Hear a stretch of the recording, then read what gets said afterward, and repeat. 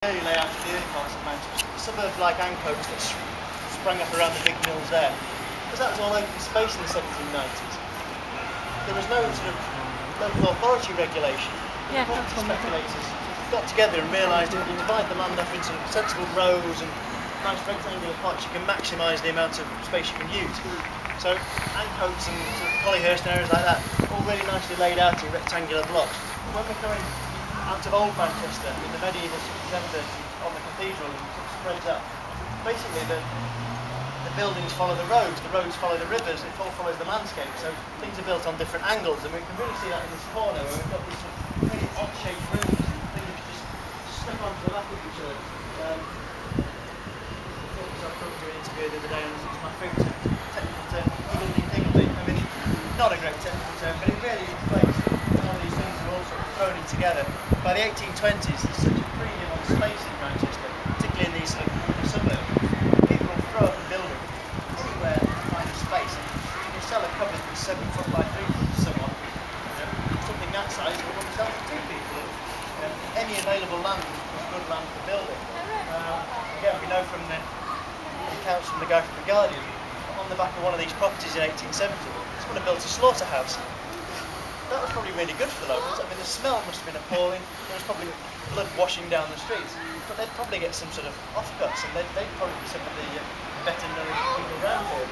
But that had been sanctioned by the city council. And amongst these really sort of filthy streets where there was no airflow at all, these big slaughterhouses to add to the problem. But that's how bad life was in these areas. So we've got these, again, sellers of properties fronting Angel Street. And this is an area where we can see the difference in building styles. These two buildings have got quite a small back cellar, as has this third one. The one at the back's got a much bigger back cellar. Now, we've got a construction technique, slight difference in this area as well. Let me just demolish the site. Most of the walls from the earlier buildings, all the external walls, are done on 2 brick walls like this. 2 bricks side to side, and you get a row like that. Good structural, sound wall building, still carried on down. One of the things Engels picked up on when he came over in the 1840s, and what really amazed him, was that a lot of the walls are just built one single skin, so it's got no sort of horizontal stability. Saves a lot of bricks. Bricks were an extremely high demand from the 1790s onwards, when the mills were consuming millions of bricks, the houses were consuming millions of bricks. So they were using sort of quite often very low quality bricks, all the broken bits. You can stick those into walls in houses, plaster over them, no one notices or cares. So Engels was appalled that they were using such sort of low quality brick walls, and he even drew sketches in his book, The Conditions of the Working Class in England. He didn't think people in Germany would believe him that they were building things this badly. But what we've got in these cellars at the back here, rather than laying the bricks like that, turn them through 90 degrees, you need even less to build a wall, but it makes them extremely fragile.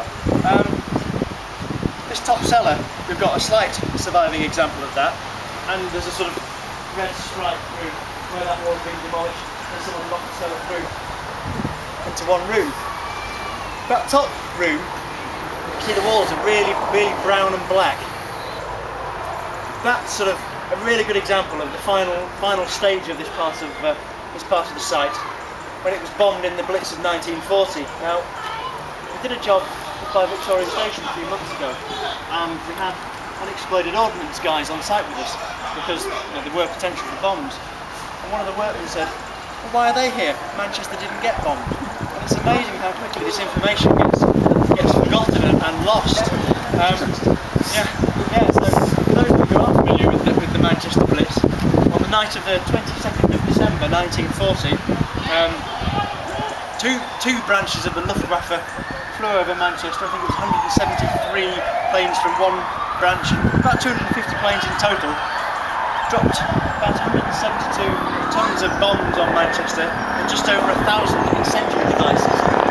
It started lots of fires in the mills. I mean, hit the noodle importance of Manchester, so it was still the powerhouse of the empire. They'd already been bombing Birmingham, the main sort of iron and steel industry, Liverpool, the main port. But they then turned to Manchester, which was sort of the economic powerhouse of the empire, and they knew if they could destroy Manchester, then that would be a major boost for their war effort. So having dropped all these bombs on the night of the 22nd, they then came back on the night of the 23rd and dropped a load more bombs, purely with the aim of fanning the flames of the fires that were already there, these little incendiary devices that sort of burst into flames, and then these fires spread like wildfire through various parts of the city. And it appears it spread into these top houses and destroyed them. And we've got, like I say, we've got the shutter on the wall. We're at cellar level again here, so imagine how hot the fires must have been.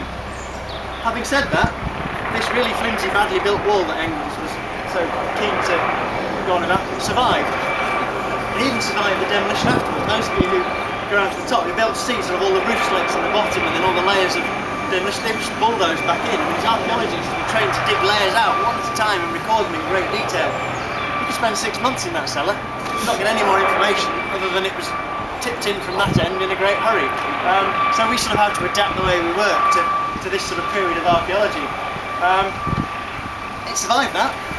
We came along, dug it out. Amazingly, it survived us digging it out. We had to dig most of this out by hand because those walls are so soft and they do wobble. If I grab one of these walls, it will actually wobble.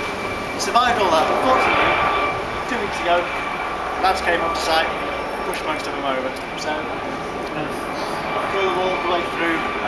But to be honest, we've done quite well. No one's been seeing the flagstones. They have stolen all the lead pipes that went through the windows, bringing the water supply, but we've not done too badly, and it shows why this area is so ripe for regeneration and why sort of Co-op are trying to engage the local community, and it sort of highlights all the good things about the project that we need to do. So we're sort of quite okay with it, really. So all the cellars here. Then we've got the yards. Now I'm standing quite literally on the privy. Got another little one here, and then some up at the back. These yards are quite late. These all come in the 1890s when they were trying to improve the sanitation.